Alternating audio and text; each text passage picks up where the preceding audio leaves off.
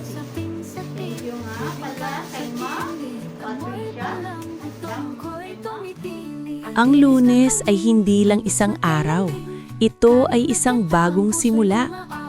Ito ang unang araw ng linggo. Ang pagkakataong mag-reset at magsimulang muli.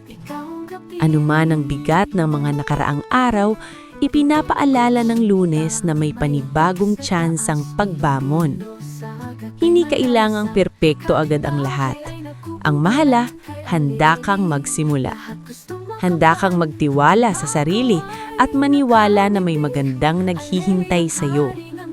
Ang Lunes ay paalala na ang progreso ay nagsisimula sa unang hakbang, kahit gaano man ito kaliit.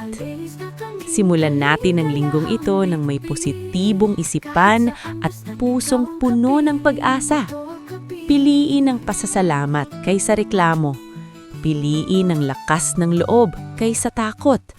Dahil kung paano mo sisimulan ng Lunes, siya ring magiging direksyon ng buong linggo mo. Sa Lunes na ito, piliin nating maging masaya, matatag at positibo.